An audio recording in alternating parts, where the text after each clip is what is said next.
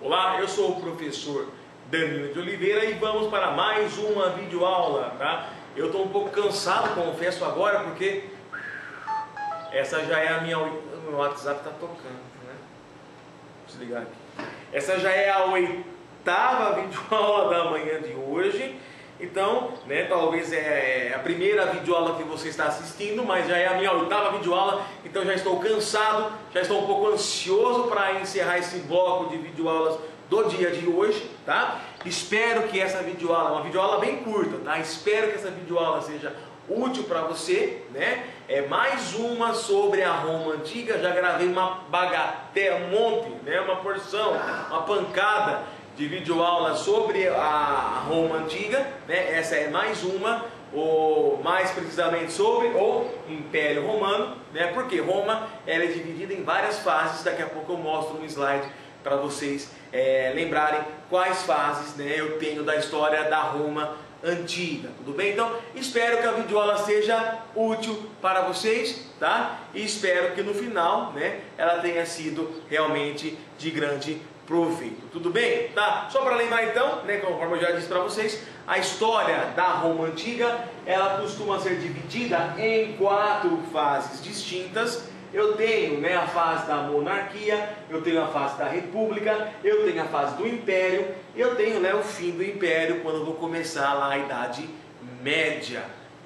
Na monarquia eu tenho o predomínio do rei e do senado, na república do senado e dos magistrados, e no império, evidentemente, a questão do imperador.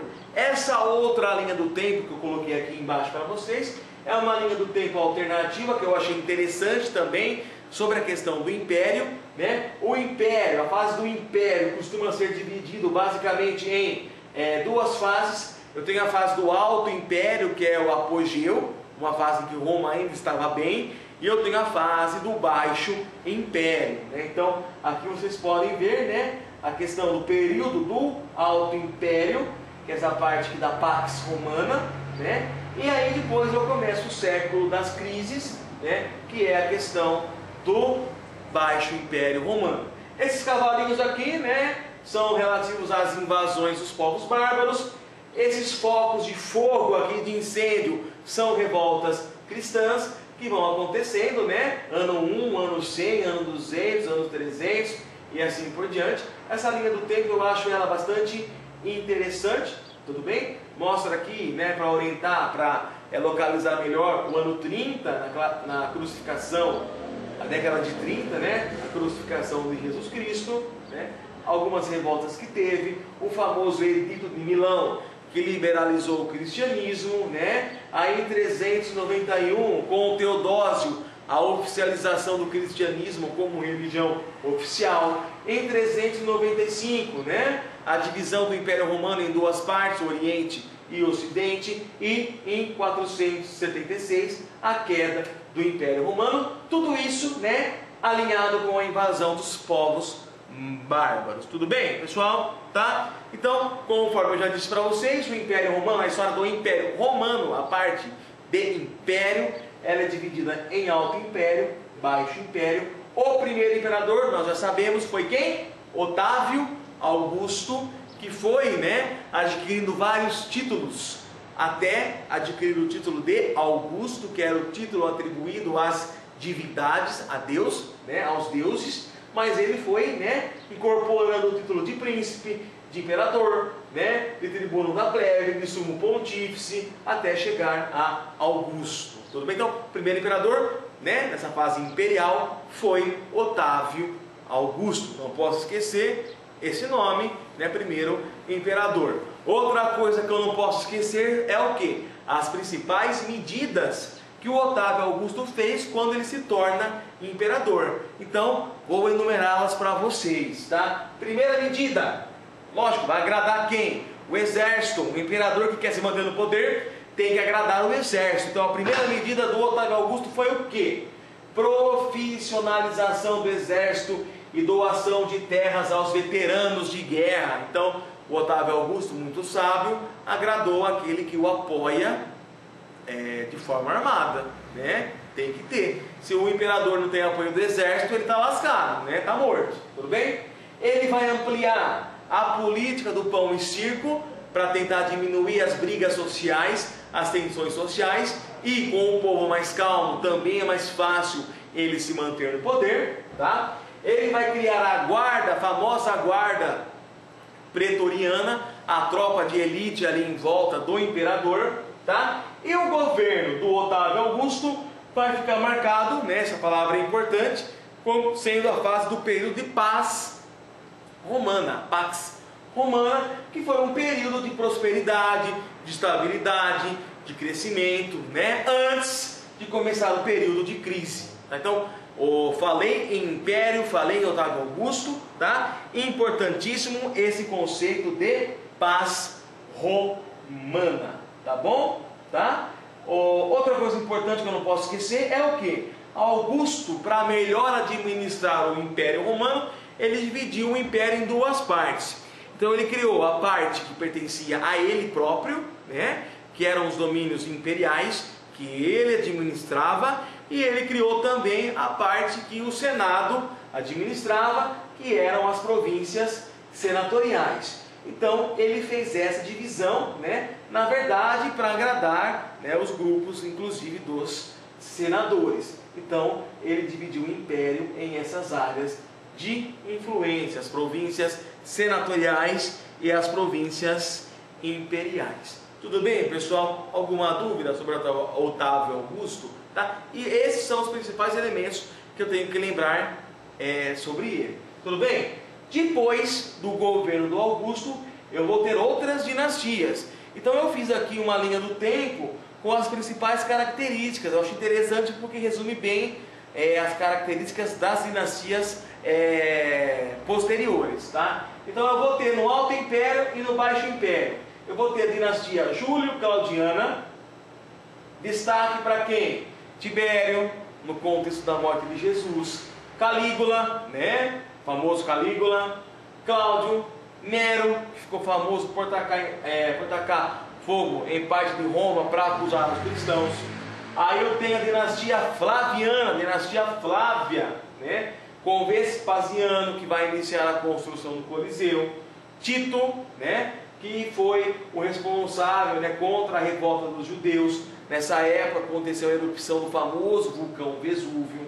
Aí eu tenho outra dinastia, a dinastia Antonina, com Trajano, com a expansão do Império Romano, com Adriano, que vai sufocar uma outra revolta do judeu, com Cômodo, que é aquele imperador que no filme, lembra o filme Gladiador que você assistiu? Lembra lá? Que o príncipe mata o pai, né? Cômodo, é essa pessoa aqui, né? Da dinastia Antonina, e a partir da dinastia dos Severos, após ela, vai começar o período do Baixo Império, tá? Dinastia dos Severos, eu vou começar a ter ali, ó, 96 a 193, né? Depois de Cristo. Início das pressões externas de povos bárbaros, início do Baixo Império. Então, essas são as principais dinastias do Império Romano, tá? Após o governo de Augusto. Então, as dinastias e os principais líderes e os principais elementos que eles fizeram. Quer copiar? Quer gravar? Eu saio aqui, você dá um print dessa tela, né? E esse resumo é bastante interessante, você pode utilizá-lo. Tudo bem, pessoal? Continuando aqui agora o nosso conteúdo, né? Nessa época do período imperial, é a época também que vai surgir o quê? Jesus Cristo, vai surgir o cristianismo. Todos já sabem a história de Cristo, né? Jesus nasceu na Palestina, segundo a Bíblia, né? Ele era considerado, né, o Filho de Deus que viria para a terra, o Messias, o novo rei, o rei dos judeus, né? A história de Jesus está no Novo Testamento. Todos sabem que Jesus, né, começou a pregação com 30 anos, foi crucificado, né? Foi julgado por Pôncio Pilatos, que lavou as mãos, né? Então, nós já sabemos, desde a época de catequese, quem é católico, né, ou dos estudos bíblicos para quem é de outra religião, nós já conhecemos bem, né, a história de Cristo, tudo bem? E o cristianismo, desde o início de seu surgimento, foi muito perseguido pelo Império Romano.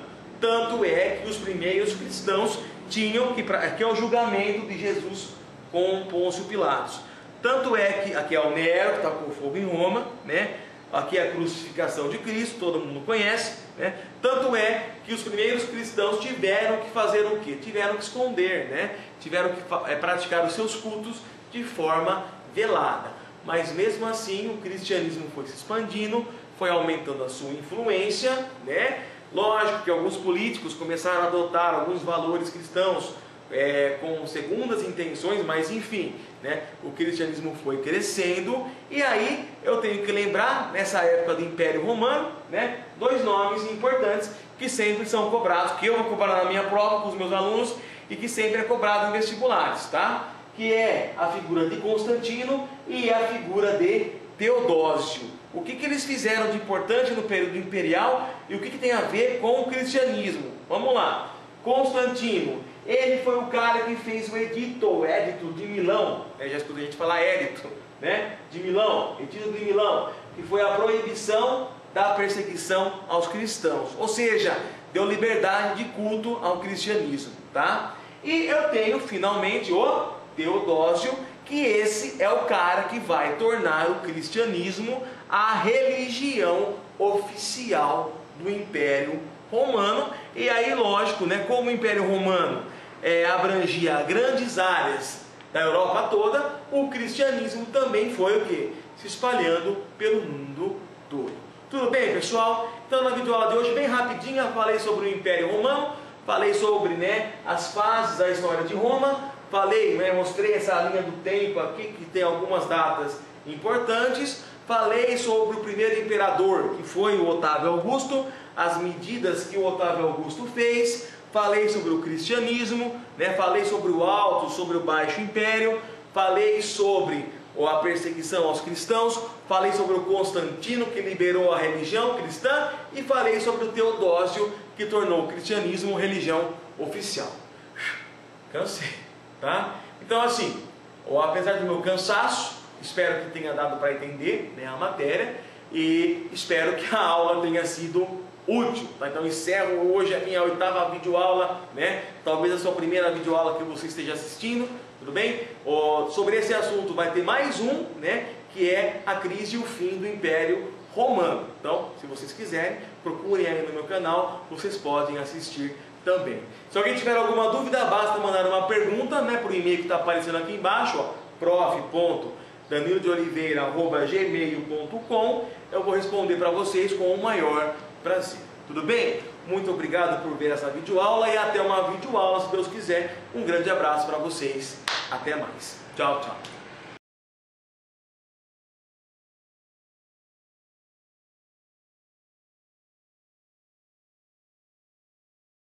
Come and get it.